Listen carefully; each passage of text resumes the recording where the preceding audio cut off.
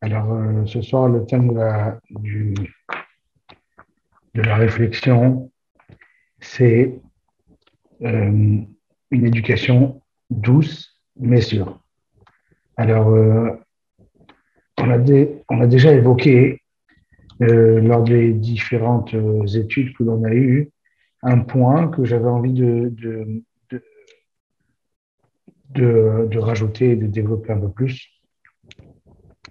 Et donc, comme d'habitude, on va égayer tout ça de texte de la Gemara et, et d'ailleurs, pour essayer de réfléchir un petit peu. Alors, une éducation douce, mais sûre. La question, c'est tout simplement euh, que on a toujours beaucoup de conseils à donner aux parents et pour soi-même. Quand on parle d'éducation, toujours on le dit, c'est toujours l'introduction. Dans nos cours, on essaye d'expliquer qu'en fait, l'éducation des enfants, c'est d'abord et avant tout une éducation personnelle. Et donc, et cette éducation personnelle, elle peut nous aider dans le cadre de notre éducation pour nos enfants et dans le cadre de notre couple, dans le cadre de nos amitiés, dans le cadre de, de, de notre travail, le travail qui va être fait sur soi-même est un travail qui va nous servir dans toutes les strates de la société, dans toutes les strates de la vie. Et donc, ici, on va découvrir, en fait, on va redécouvrir cette, cette réflexion que l'on a eue, que l'on a déjà eue, à savoir, qui était de savoir est-ce que,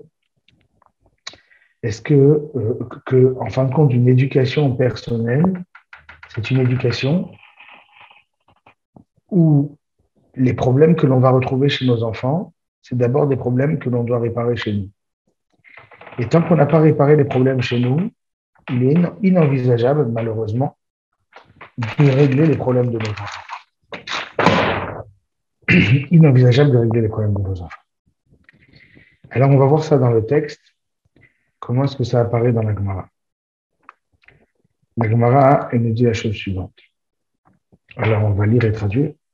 L'éducation douce mais sûre. La Gemara nous raconte l'histoire d'un homme qui s'appelait Rabbi Yanaï. Rabbi Yanaï, c'était un juge. C'était un juge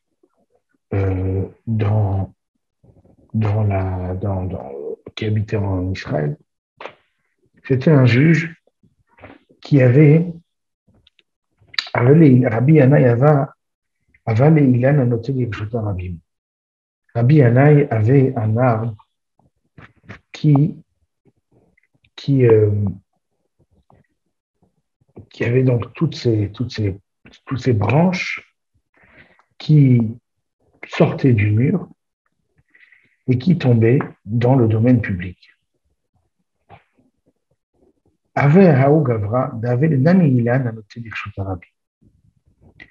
Et un jour, en tant que juge, il reçoit la visite d'un groupe de personnes qui ont décidé de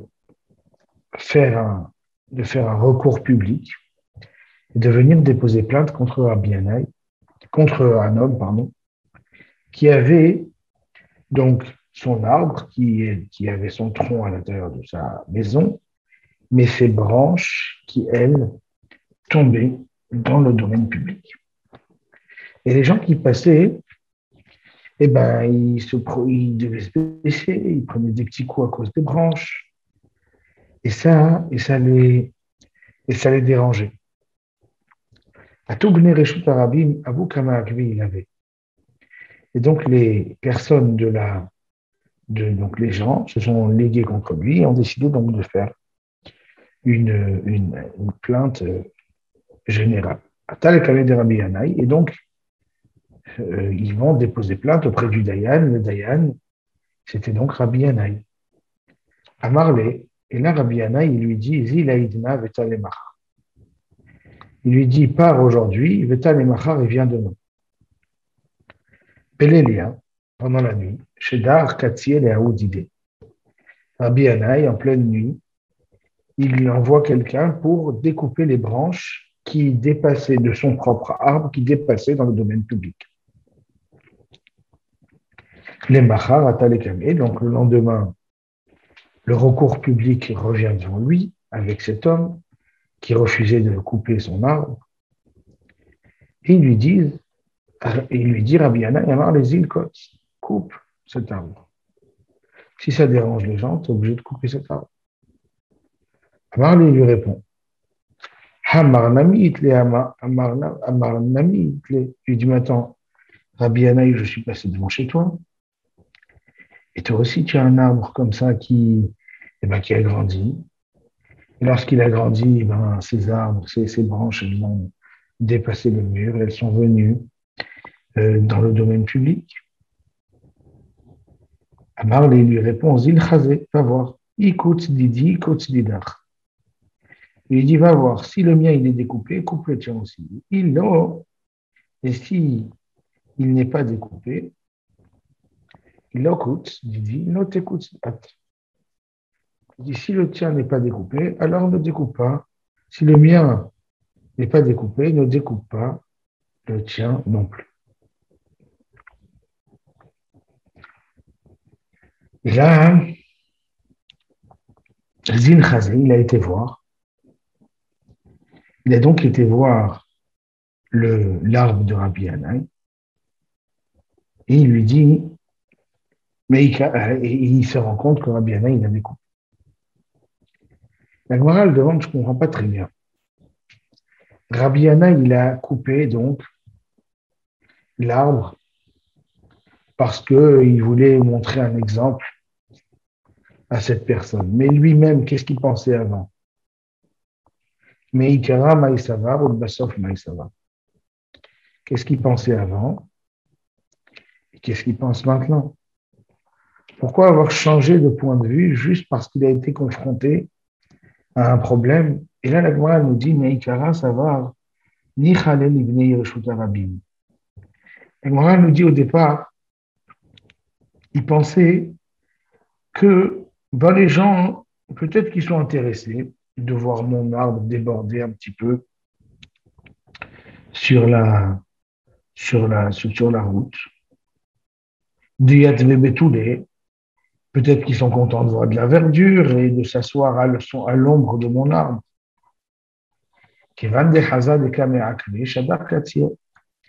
Mais dès lors qu'il a vu un échantillon de personnes qui passent dans la rue et que ça dérange, alors il s'est dit, ça se trouve, ça dérange tout le monde, mais personne n'a jamais osé me le dire. Alors la Gemara elle demande, très bien, d'accord. Donc, avant, il pensait que c'était peut-être bénéfique pour le domaine public, ça rajoute de la verdure, ça fait en sorte que les gens ils puissent profiter peut-être de l'ombre, c'est toujours intéressant d'avoir un coin d'ombre dans la rue. Et donc la Gemara, elle nous dit très bien, donc dès qu'il a pris conscience que ça n'était pas si bénéfique pour le domaine public, alors il a décidé d'enlever. Mais pourquoi est-ce qu'il a impérativement voulu le faire avant de l'imposer à l'autre? Il aurait pu expliquer, regarde, un Dayan, il est Dayan, il est juge. Il se retrouve face à un problème. Quel est le problème? Eh bien, jusqu'à maintenant, il pensait que les gens, ils appréciaient son arbre qui pendait dans le domaine public. Dès lors qu'il se rend compte que ça ne plaît pas tellement, alors il se rétracte. Et il aurait pu assumer ça devant tout le monde en disant, jusqu'à maintenant, je pensais, j'ai découvert que ce n'est pas le cas. Donc, cher ami qui est devenu, dans mon tribunal, sache qu'il faut impérativement que tu ailles découper ton arbre. Et moi aussi, je viens de découvrir que les gens n'apprécient pas. Et étant donné que je viens de découvrir que les gens n'apprécient pas, moi aussi, en sortant du tribunal, je vais aller immédiatement dans mon jardin et je vais découper l'arbre qui dépasse. Pourquoi il fallait impérativement que Rabbi Hanna il l'ait fait et déjà découpé son arbre avant d'avoir dit ce qu'il pense. D'accord? Donc, on repose la question. On a une histoire de la Gemara qui nous raconte qu'un juge rabbinique, il a reçu la visite d'un échantillon de personnes dans la ville qui se plaignent de voir que l'arbre d'une personne vient les déranger à l'intérieur dans le domaine public. Et dérangés, ils viennent déposer plainte et imposer par le Dayan que le propriétaire de l'arbre découpe toutes les branches qui dépassent de son mur. Rabbi Hanna, étant dans la même situation, demande à reporter le jugement au lendemain. Lorsqu'il va repousser le jugement au lendemain, il va pendant la nuit profiter de ce laps de temps pour découper lui aussi toutes les branches d'arbres qui dépassaient dans le domaine public. Et là, Gemara, elle est un peu embêtée par cette méthode. Et elle dit, a priori, Rabbi Hanna, il aurait dû peut-être assumer tout de suite son erreur et dire, voilà, je vais me reprendre, je vais changer. Il nous dit la Gemara, Mishum Yeresh Lakish, Kosheshu Vakoshu, Kshot Atmecha, Vachakach Kshot Acherim. Dit la Gemara, il est hors de question de demander à une personne d'avoir un niveau, d'avoir une certaine coutume, une certaine habitude, une certaine manière d'être, si toi-même tu n'y es pas. Il y a une phrase qu'on a l'habitude de dire. C'est que si moi j'ai pris du retard, je ne veux pas que mes enfants prennent ce retard. Si moi je n'ai pas eu cette éducation, je ne veux pas faire les mêmes erreurs. Et donc on va des fois être très exigeant vis-à-vis de ses enfants. Pourquoi est-ce qu'on va être très exigeant? Parce qu'on se dit, on a découvert des choses trop tard. On n'a pas envie que nos enfants les découvrent. Il nous dit Resh Lakish. Il nous dit, donc le Rav, ici, dans cette Gemara, il nous dit, tu sais, il est hors de question. Il est hors de question que tu commences à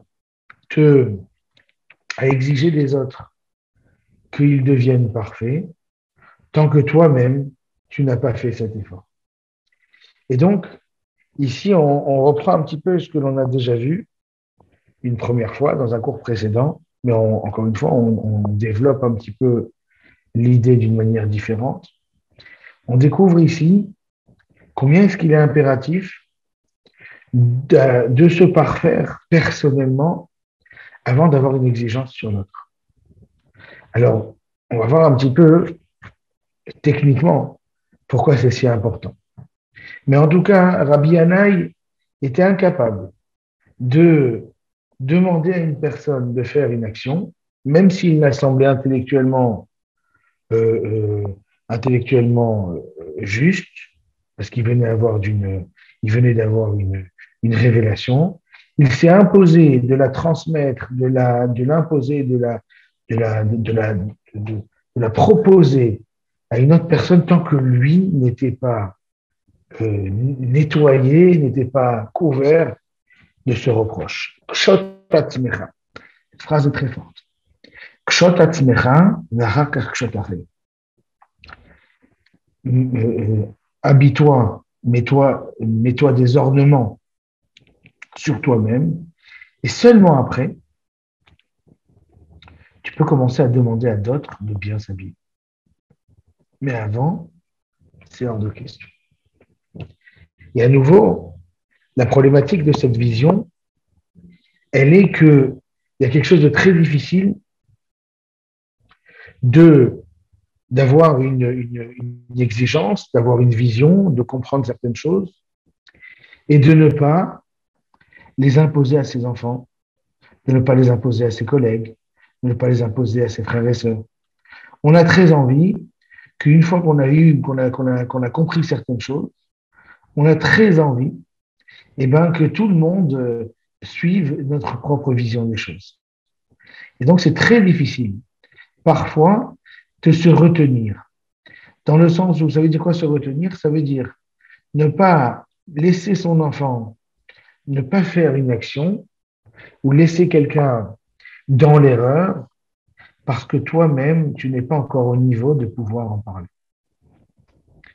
Ça remet en cause complètement la possibilité de faire des reproches à autrui. Parce qu'en fin de compte, avant de faire un reproche à autrui, il va falloir faire une introspection, une réflexion très profonde sur soi-même pour déterminer si on s'est déjà sorti de la problématique que l'on reconnaît. Tant que tu n'es pas encore nettoyé, tant que tu n'es pas encore sûr que toi-même tu t'es parfait, tu ne peux l'exiger de personne. Donc ça veut dire, des fois les reproches que l'on a envie de faire aux autres, ils nous sautent comme ça à l'esprit, et on a très envie de faire profiter l'autre pour qu'il évolue, pour qu'il avance. Mais en fait, il va falloir qu'on se retienne. Pourquoi? Parce qu'on ne sait pas encore où nous, on en est. Où on en est dans notre perfectionnement. Alors, on va voir que c'est exactement ça la problématique. Doit-on faire des reproches? Nous dit la Gemara dans le Khrim, c'est une Gemara dans le Khrim. La Gemara nous dit, Minaïn, d'où sait-on? La roé bechavero davar megoumi. D'où sait-on que lorsque l'on voit chez un ami, et bien entendu chez son enfant, ou chez sa femme, ou chez ses frères et sœurs, ou chez sa mère, son père, je vois quelque chose d'avar megouné, je vois un problème, il y a un problème, chez Chayav Lehochicho, que l'on a le devoir de lui faire une remontrance, de lui faire un reproche. Dit la Gemara, chez Nehemar, ce qui a marqué dans la Torah, Hocheach, Tochiach, tu as un devoir de lui faire un reproche. Je n'ai pas le droit de me dire, écoute, ça ne me regarde pas. Je n'ai pas le droit de me dire, peut-être même, c'est ça qu'on essaie de voir. Est-ce que moi, je suis à la hauteur de pouvoir lui faire un reproche? La Torah, elle me dit, c'est une mitzvah de la Torah, de faire un reproche à une personne. Ochicho velo kiben. Qu'est-ce qui se passe si maintenant tu lui as fait un reproche, velo kiben, et il n'a pas été capable de l'entendre? Minaïn sheyachzor veyochichenu, d'où sait-on qu'il faut impérativement lui refaire un reproche? Talmud lomar, dit la Torah, tochiach mikol makom. Tu dois tochiach, c'est un devoir. J'ai un devoir de faire prendre conscience à une personne lorsqu'il fait une erreur. Et donc, j'ai un devoir de lui dire en face, tochiach, mikol makom. Quelle que soit la réaction, j'ai un devoir de lui refaire. Yachol afilu mishtanim panav. Est-ce que ça peut être vrai même lorsque, on voit que mishtanim panav, que sa face, elle se change, c'est-à-dire qu'il est très peiné, qu'il est très heurté par notre remontrance. Talmud Lomar, nous dit la Torah, l'otissa à la frette. Tu n'as pas le droit de porter une faute à cause de ta remontrance. Là, on parle des remontrances, bien entendu, mais c'est pas. On avait fait un cours sur comment faire des remontrances, mais c'est pas le sujet ici. Tanya Amar Abitarfon, il nous avait dit, il nous dit, Tmehani Ani, Miesh Bador Azeh, chez Mekabel Tochacha. Il nous dit, Abitarfon, je serais étonné de voir qu'une personne aujourd'hui, alors ça c'était au temps de Abitarfon, imaginez aujourd'hui, Imiesh Bador Azeh, chez Mekabel Tochacha.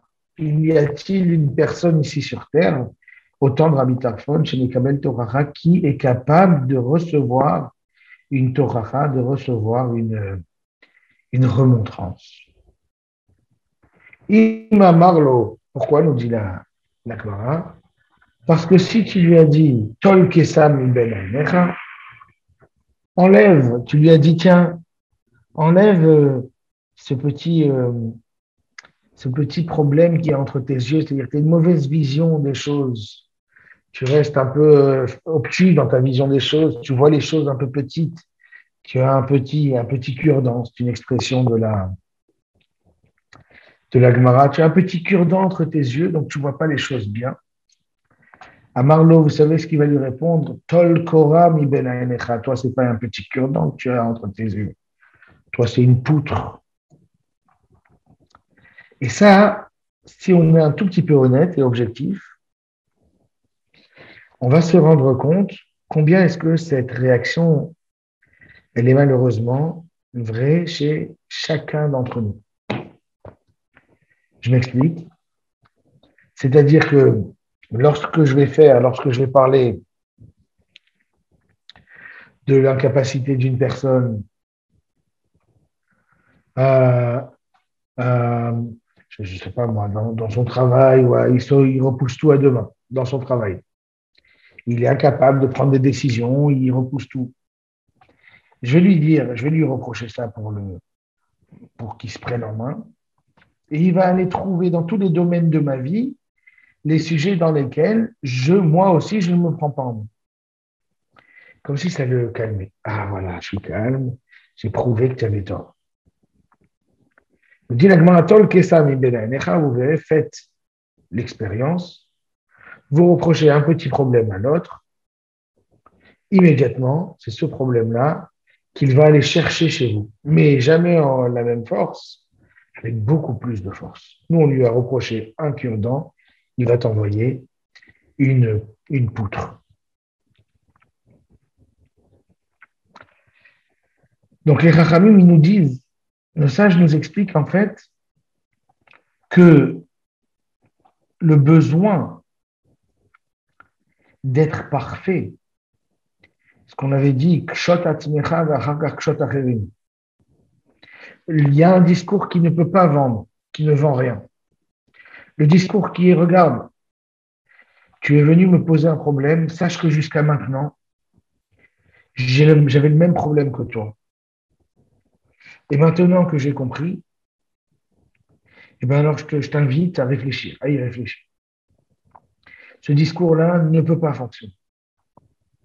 Parce qu'à la seconde où je dis, moi aussi j'avais le même problème que toi, à cette seconde-là, la personne en face de moi, à moins que j'ai déjà réparé le problème, elle va me dire, ah oui, tu as un vrai problème, donc du coup, et tu juges, et tu as même de savoir réellement comment y arriver, quoi faire. Tu n'es pas à même. Je vais parler à mon enfant, à mon conjoint, à mes amis, à mes frères, à mes sœurs. Je vais leur demander, il va falloir que l'on commence à avoir un peu plus de Emouna, plus de foi en Hachem, de confiance, de conscience. La première chose qu'ils vont trouver, c'est des dizaines d'exemples qui me caractérisent pour bien se rendre compte que je ne suis pas moi-même un homme qui a confiance en Dieu. Je vais demander à mon fils de faire un peu plus attention à la tefila. Eh bien, il va me faire la liste, ou à mon frère, ou à mon ami, il va me faire la liste du nombre de jours dans le calendrier où il m'a vu ne pas faire une belle tefila. Je vais demander à mon fils d'arrêter d'être insolent, il va me rappeler toutes les histoires comme quoi j'étais insolent. Et ce même si maintenant c'est une réalité, mais que j'essaye encore de changer, mais que je n'ai pas encore réussi. Mais même si j'ai réalisé mon problème, qu'il voit très bien que je suis en train de changer, le fait que ce reproche-là, eh ben, il est encore sur moi, j'ai beau avoir réalisé les choses de manière très forte, je ne peux pas être la personne qui fait la remontrance. Rabbi Yanaï, pour reprendre l'histoire qu'on a vue au début, Rabbi Yanaï était persuadé que ses branches ne dérangeaient personne. Dès qu'il a réalisé que ses branches dérangeaient, ben, il aurait pu dire à ce moment-là, écoute, mon cher ami, toi et moi, on a fait une erreur, on pensait que les branches ne dérangeaient personne. Toi et moi, on pensait que les gens, justement, ils préféraient qu'il y ait des branches dans le domaine public. Toi et moi, on vient de découvrir que c'est faux, et ben on se prend en main et on arrête tout de suite. Toi et moi, on sort du bed-din, du tribunal, et on va découper ses branches et on n'en parle plus. Alors, la réaction, elle aurait été, Rabbi Anaï, c'est trop facile de dire ça, toi aussi tu les as. Mais oui, je reconnais que je les ai. Mais c'est pour ça que je te dis, j'y vais. Écoute, eh ben non. Écoute, tu vois bien, eh ben, que toi aussi, ça fait 10 ans que tu l'as, moi ça fait que 7 ans, dans 3 ans, je m'en vais. On est incapable d'entendre une vérité d'une personne qui ne s'est pas encore complètement sortie de ce problème. On est incapable d'entendre une vérité. Alors, c'est vrai pour nous, c'est encore plus vrai pour nos enfants. Et là, la question, d'où est sorti justement le thème du cours, c'est que si en fin de compte, on est en train de demander à chaque parent, à chaque personne, c'est pas seulement chaque parent, chaque personne, de se parfaire avant d'amener les autres à essayer de se parfaire. Alors, il n'y a plus aucun cours sur l'éducation, parce que suis-je à même de parler d'éducation? N'ai-je pas moi aussi des casseroles chez moi à la maison, des erreurs? Suis-je à même de parler du couple? Qui est à même de parler du couple? Quoi, tous les couples, toutes les personnes qui parlent de couple, elles sont dans la perfection. Qui est à même de parler de moussard, de pensée juive? Qui est à même de faire des remontrances? Est-il parfait sur tous les sujets? Et même si on a avancé, on va avancer, on a étudié, on essaie de faire moins d'erreurs que d'autres. Très bien. Mais à part ça, vous imaginez le temps qu'il faut? Alors voilà, on a, on a 25 ans ou 30 ans, on vient d'avoir un enfant. On réalise qu'en fin de compte, eh ben, les problèmes, il faut les régler d'abord chez soi. Combien de temps ça prend pour régler un problème chez soi? Un problème d'orgueil, un problème de colère, un problème de manque de foi envers Hachem. C'est des choses qui prennent, c'est des chantiers qui prennent parfois des décennies. Et quoi? Et en attendant, on laisse son enfant, son frère, son père, sa mère, sa sœur, on les laisse dans l'erreur, on les laisse faire des erreurs gravissimes. Mais je ne comprends pas. Mais il faut les empêcher de faire des erreurs graves. Mais quoi, tu l'as laissé s'installer des grands problèmes chez ton enfant, alors que tout ça, parce que toi, tu n'as pas encore commencé le travail ou tu n'as pas encore réussi, mais ce serait une grave erreur. Pourtant, la Gemara, elle a l'air de dire qu'on ne peut pas envisager un travail sur soi différemment. Que le travail il pourrait être différent, il pourra fonctionner sur l'autre que si tu l'as fait sur toi. Et en attendant, qu'est-ce qui va se passer avec mes enfants? Ils vont rester colériques, ils vont rester à un manque de foi, et quoi, je les regarde. Et le Rav, il m'interdit de parler. Le Rav, Rabbi Resh Lakish, Rabbi Tarfon, ils m'interdisent de parler. Ils me disent, laisse ton enfant dans cette situation, toi, tu dois te taire. Mais attends, je ne vais pas me taire.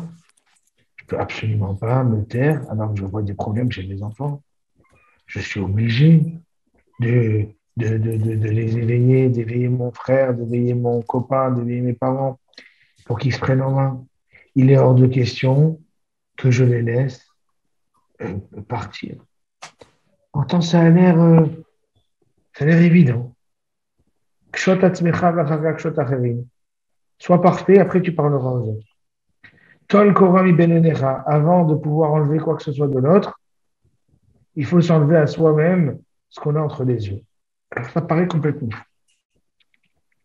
Alors pour cela, il y a un texte d'un rave qui, qui essaye de nous rassurer. Doucement mais sûrement. Si l'homme désespère et se dit, jusqu'à ce que j'arrive à réparer des choses dans mon caractère ou mon comportement, qu'en sera-t-il de mon enfant? En entendant, je suis en train de le détruire. En aucun cas, il ne faut penser de la sorte. Car dans les cieux, lorsque l'on voit que l'homme a pris sur lui de se travailler et de réparer ce qui ne va pas, Hachem l'aide afin qu'il n'y ait pas de graves dégâts. Et avec le temps, il verra une nette amélioration. Même si ce n'est pas la perfection. L'essentiel, c'est qu'il fasse au moins quelque chose. Car cela sera toujours plus bénéfique que de ne rien faire et de rêvasser. De plus, par là, non seulement il ne fait pas que rêvasser, mais à cause de son éducation erronée, il engendre de gros dommages. Alors le Rav, il est en train de nous dire qu'en fin de compte, quand une personne va essayer de faire évoluer l'autre, lorsqu'une personne va essayer de faire évoluer les autres personnes, ses enfants, ses frères, ses sœurs, lorsqu'il essaye de les faire évoluer, mais qu'en fin de compte, il ne le fait pas, le Rav, il nous dit, tu sais comment ça s'appelle ça? Ça s'appelle rêvasser. Tu rêves. Tu rêves que tu vas être capable de le faire évoluer sans toi-même avoir pris ta destinée entre tes mains pour essayer de faire évoluer les choses. C'est un rêve. C'est un rêve. Mais le Rav, il nous dit pire que ça. Il nous dit, en fin de compte, ça va engendrer beaucoup plus de dommages. Cela ne s'appelle pas de l'éducation, mais une dégradation, une humiliation et une destruction de la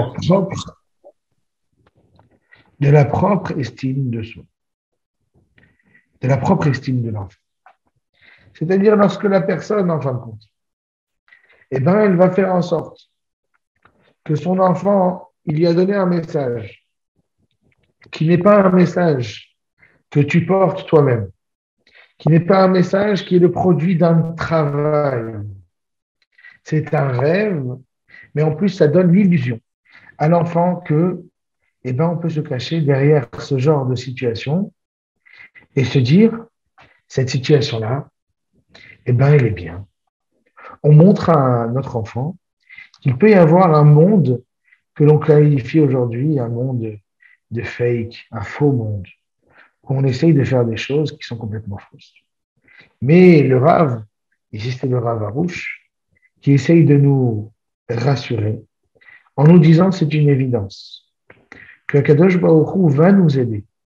À la seconde où on essaye de se travailler, de nous réparer, et que immédiatement cette bonne volonté va être transmise à son enfant, et cet enfant, il va réussir à évoluer, à grandir. Notre vision de l'éducation se résume tout simplement à la émouna, la foi, la confiance en Hachem. Il n'existe pas de sagesse superflue ou de moyen d'échapper à son rôle de parent. Et c'est pour cette raison que cette méthode est totalement efficace. C'est la volonté d'Hachem dans le lien entre parents et enfants. Les parents se travaillent et arrangent leur façon d'être, et cela transparaît et s'exprime à travers l'enfant. Alors, ici, au-delà de cette volonté très rassurante du Rav, on va juste essayer de prendre conscience. On l'a dit à plusieurs reprises, c'est un message que l'on doit impérativement intégrer. C'est qu'en fin de compte, l'enfant est beaucoup plus sensible, chaque enfant, chaque personne, c'est pas seulement chaque enfant, chaque personne, est beaucoup plus sensible au message que l'on transmet, non pas de manière intellectuelle, mais de manière sentimentale, physique. C'est-à-dire, lorsqu'un enfant, il voit un parent, lorsqu'une personne voit une autre personne, voilà, parent, enfant, à la verticale, à l'horizontale, comme vous voulez, frère, sœur, conjoint. Lorsque l'on voit une personne qui est, alors c'est un terme que j'aime beaucoup utiliser, qui a des chantiers de travail. qui est occupé à se parfaire. Par exemple, il y a des rabbinim qui donnent des conseils. Par exemple, des fois, il y a des questions qui se posent, qui est dans la Mishnah, dans la vote, par exemple, on est tombé sur une Mishnah comme ça, où un homme doit essayer d'habiter. Comment est-ce qu'il doit essayer d'habiter? Dans quelle ville? Dans quel type de ville? Et la Mishnah dans la vote, elle a l'air de nous dire qu'un homme, il a intérêt à habiter dans un endroit où il y a énormément de rabbins, de chachamim, etc., parce que ça va influencer. Pourtant, on sait qu'il y a, par exemple, les Chabad, qui sont très connus pour être des personnes qui vont un peu n'importe où dans le monde. Ils ont peur de rien. Il y a d'autres rabbinim qui ont des fois donné des conseils. Heureusement que des rabbinim sont venus en France il y a 60 ans, 70 ans, pour reconstruire le monde de la Torah après la guerre. S'ils n'étaient pas venus d'Israël ou d'ailleurs, je ne sais pas si la France, elle en sera encore à ce niveau. Baruch Hashem, qu'ils ont décidé de venir habiter à des endroits qui étaient complètement abandonnés de Torah. Mais ils l'ont fait. Et heureusement qu'ils l'ont fait. Mais qu'est-ce qu'ils se sont dit? Comment ça va marcher? Ils se sont dit la chose suivante. Si moi, personnellement, je suis animé d'une passion, d'une force, je suis animé d'une envie d'évoluer, d'avancer, alors c'est une évidence qu'il n'arrivera rien à mes enfants. Et ils ont eu la bracha, très souvent on a eu la bracha, les rabbinim qui ont été habités au fin fond du monde et qui sont retrouvés avec des enfants parfaits. Comment ça se fait? Parce que leur message intérieur, interne, c'est un message de pureté, d'élévation. Et donc, même si l'environnement, il était peut-être, entre guillemets, pourri, leur message leur message qui était transmis par leur, leur on va dire, leur manière de parler, le corps, les messages, le langage du corps, était beaucoup plus fort que tous les langages qui étaient autour. Et donc, au-delà du fait que le Rav Arouche, il a voulu nous rassurer en nous disant, tu sais, si par hasard, tu remarques que tes enfants, ils ont un problème, qu'un ami que tu côtoies très fort, il a un problème. Si par hasard, tu te rends compte de ça, et que du coup, tu as une très grande envie immédiate, de d'aider, de changer, de faire changer les choses dans ta maison ou ailleurs, sache que la première technique, ça va être d'abord de travailler sur toi-même. Mais en attendant, qu'est-ce qui va se passer? Réponse, n'aie pas peur. Si ta personne est là en travail sur ce domaine, ça veut dire que ton langage du corps sera beaucoup plus fort. Et dans les mots du Rav, tu n'as pas fait que rêvasser. Tu n'as pas fait que transmettre un message qui était erroné, mais tu as essayé justement d'être en accord avec toi-même. Et donc, du coup, tu peux avoir la foi et la confiance en Hachem que tout se passera bien. Alors, voilà la raison pour laquelle Rabbi Yanaï, comme on l'a vu au tout début, voilà la raison pour laquelle Rabbi Yanaï, il était incapable de donner aucun discours. Il n'y a aucun discours qui fonctionne. Aucun discours ne pourra fonctionner qui n'est pas véritable, qui n'est pas au fond. Même un discours qui est le plus pur et le plus vrai possible ne sera jamais entendu. Il n'y a pas d'autre méthode. Donc certes, ça va prendre du temps. Et certes, ça va nous angoisser énormément parce qu'on se dit tout le temps perdu, en fin de compte, c'est à un moment où ça va s'installer de manière très forte à l'intérieur de son enfant, mais c'est le seul chemin que l'on a. Alors, on vous invite de manière très concrète à prendre un papier un jour avec votre conjoint, avec vous-même, et de noter le nombre de défauts que vous avez remarqués chez vos enfants, chez votre conjoint, chez les personnes que vous côtoyez, chez vos collègues. Notez tous ces défauts. Ce sera autant de défauts et autant de chantiers à mettre en place pour vous-même. Et lorsque vous allez mettre en place ce travail pour vous-même, vous verrez avec quelle rapidité, eh ben, le message il sera beaucoup plus naturel, beaucoup plus automatique. Et les changements des personnes qui vous sont chères, ils y arriveront. Ils arriveront à percevoir, à comprendre, à intégrer et à changer. Voilà. Alors, je répète le thème du cours. Le cours, c'était une éducation plus douce, mais plus sûre.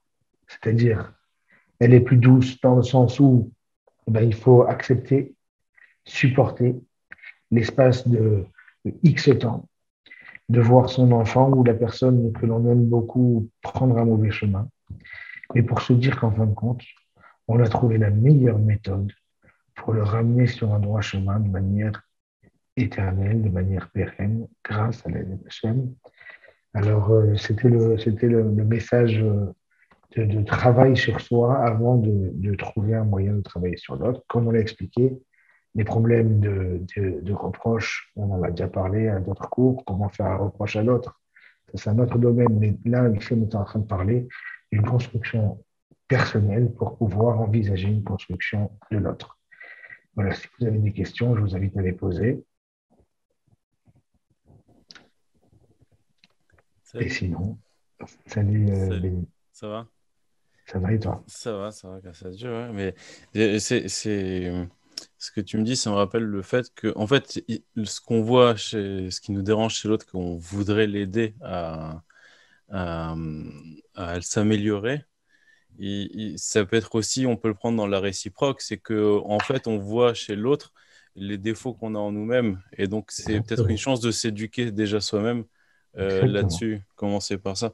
Comme il dit Rav Ben Chetrit, que tout ce qu'on n'a pas réglé avant le mariage, on l'épouse, et si on l'a pas réglé avec le mariage, on l'enfante. Donc, Exact. Exact. Toujours la phrase parfaite. Exactement. Il y a 2 semaines ou 3 semaines, on avait soulevé exactement ce que tu dis, l'idée du miroir. C'est qu'en fin de compte, les problèmes que l'on retrouve, c'est exactement. Mais là on voulait voir que l'histoire de Rabbi Hanna, elle est très marquante parce que cette histoire, elle nous montre vraiment qu'en fin de compte, il pensait quelque chose, il a découvert qu'il s'était trompé, mais au lieu de l'assumer et de le dire, non, Rabbi Hanna, il a dit non, je pourrais, ça veut dire, pourtant c'est très humain. J'avais une pensée, je découvre, la seconde où je découvre que je me suis trompé, j'ai le droit de le partager avec les autres. Non, d'abord, je vais réparer ce que je peux réparer, si par hasard je peux le faire, et après seulement, j'assume de le dire. Et c'est incroyable. Rabbi Hanna, il a couru couper ses arbres avant même d'assumer. Mais si en fin de compte, il s'était juste trompé intellectuellement parlant, il a le droit d'assumer. Je pensais ça, je me suis trompé, je fais un discours comme quoi je me suis trompé. Non, non, ça ne marchera jamais. Ça ne marchera jamais. mm, Pourtant, son point de vue initial, il était respectable. Et on a dit non, ça ne marchera jamais. Tant que tu ne vas pas l'assumer, ça ne marchera pas. ouais. Et donc, on voit qu'il a voulu impérativement changer. Mais ce que tu dis, c'est très juste. Et c'est pour ça que toujours, ta touche apporte toujours un résumé incroyable. Si c'était moi qui gérais la chaîne YouTube, je mettrais ça en titre, tu vois, du coup, au nom Ouais, de Ramden Chetrit et ouais. de Si Béni tu me Noir. permets de ramener un article que j'avais lu dans un magazine de karaté, il y avait toujours une petite page de Moussard, d'un grand maître. Et il disait que quand on lit des livres de médecine, tous les symptômes, on a l'impression de les avoir. Mais quand on Ouais, lit des livres de psycho, on a l'impression que tous les symptômes, ils sont chez les autres. avec. Le monde, il commencera à aller mieux quand on fera le contraire. Magnifique, magnifique. Incroyable. Merci Béni, toujours Razak à tes toi. apports très, très judicieux. Razak à toi. Avec. Et s'il n'y a rien d'autre à rajouter, je vous souhaite une bonne soirée. Shavua tov. Bonne soirée. Au revoir.